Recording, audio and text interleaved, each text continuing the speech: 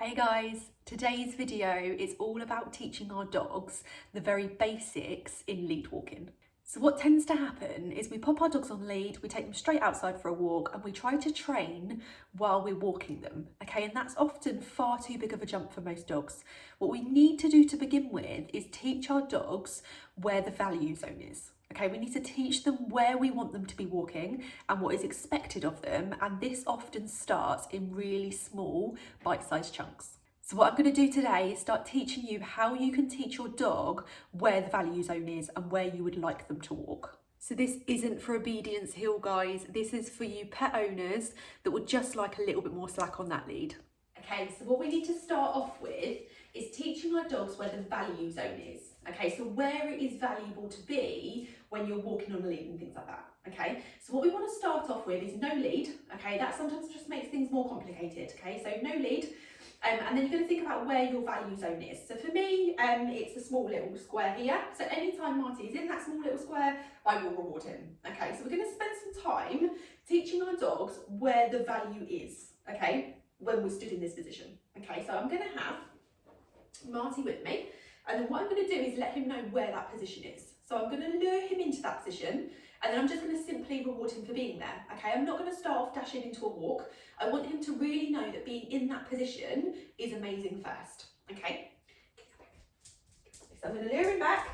I'm then just going to reward him for waiting there. Okay, so just waiting in that position will get you loads and loads and loads of treats. Good boy. We're almost jackpotting this position here. For those of you with dogs where they've sort of moved out of this position and they've sort of gone off in that direction, what you're going to do is you're just going to ask them to come back. Okay, so you're just going to go,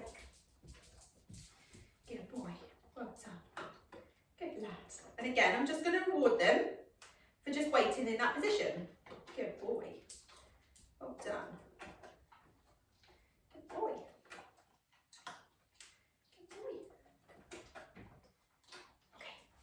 Okay, again, if they wandered off, you're just going to ask them to come back. Good boy. In that position, I'm just going to reward them for being there. Okay, so lots and lots and lots of jackpotting for just being there. So your dog starts to go, do you know what, it's amazing being here. It's lovely. Good boy. What you can start to do is hold a couple of more seconds between that treat and the next treat. Good boy. Good boy.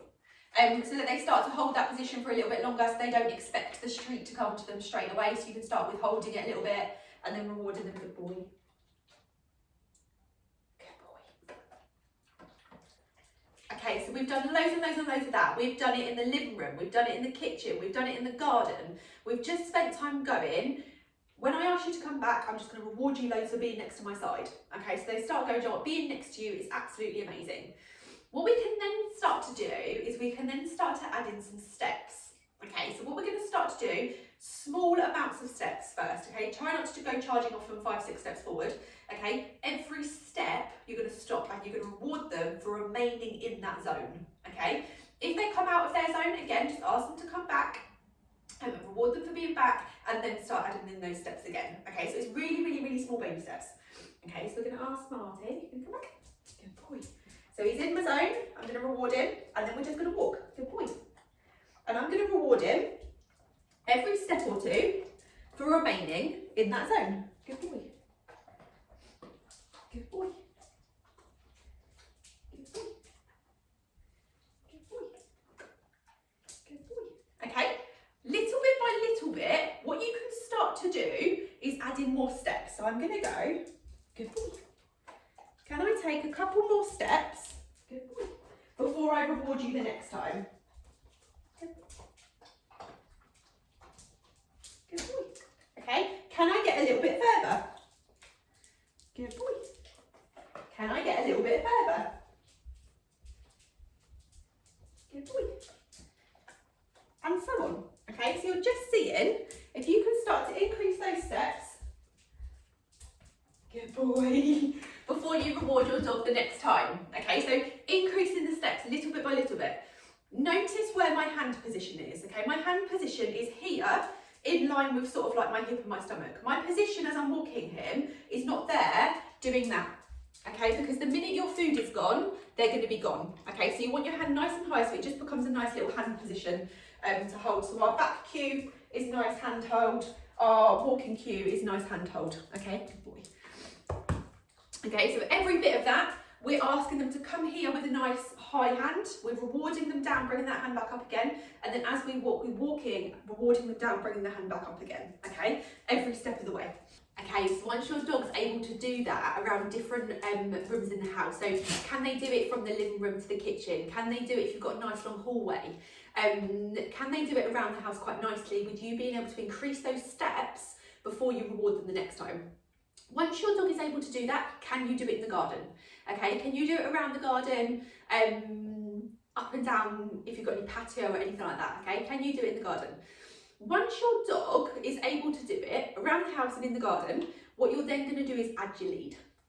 Okay, so we're going to add our leads. Okay, so what I'm going to say to you when you're adding your leads is that try and have your lead in this hand, your food and your dog in this one. Okay, because what you don't want to do is have your treats here. What you're going to end up doing is trying to cross over and then your dog's coming in front of you and it's all a little bit of an awkward mess.